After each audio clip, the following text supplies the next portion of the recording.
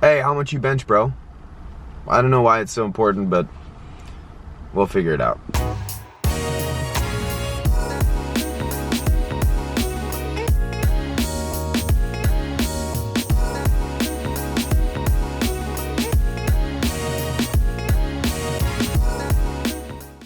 What's up, guys? My name is Brian Burke, and today we're going to talk about how to test your 1 rep max on pretty much any exercise.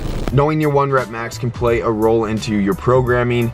If you want to hear more about that, then you can go and click this video right here, and I will talk about that there. What's the most important thing when testing your 1 rep max? Safety, okay? You got to stay safe, otherwise you're not going to be able to bench that 1 rep max ever again, because you're gonna injure yourself. So safety, and which includes being warm and having a spotter. Being warm includes movement prep and warm up. I know, we're diving deeper and deeper. It's inception, workoutception, 1 repception. Warm up is just getting your body warm. You probably do that at the gym anyway. You go in there, you get on the treadmill, whatever you need to do a couple push-ups, do some rotator cuff exercises, things like that. If you have questions about that, let me know, I can help you out. But then the movement prep is really the more important part. What is movement prep? Movement prep is preparing for the movement.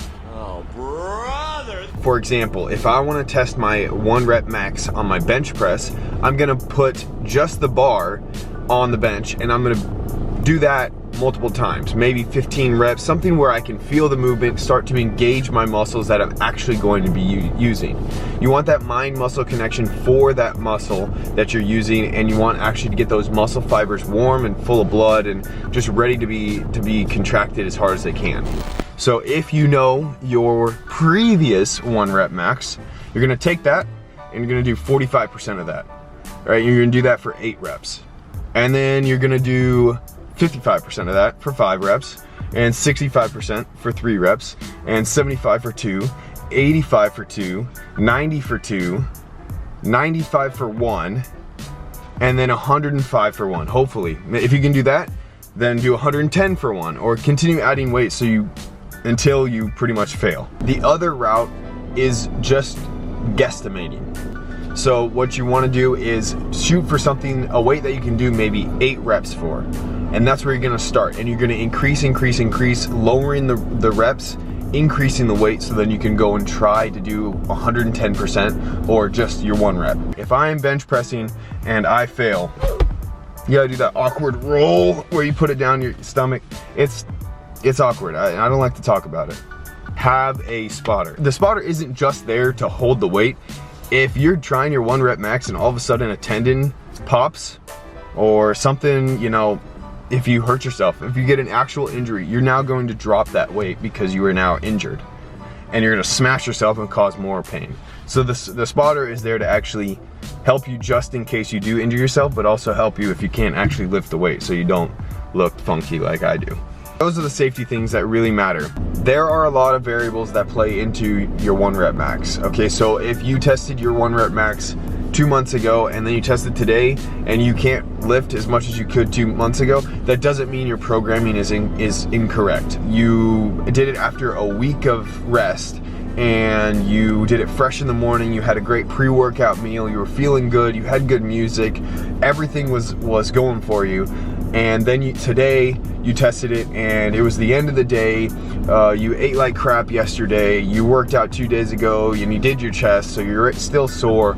All of this stuff plays a role into your 1 rep max. So don't be discouraged, and take into consideration, maybe try and schedule your 1 rep max testing the same time each month or every 2 months, whenever you do it. Make sure you have the same variables. What I did last week was actually a deload week.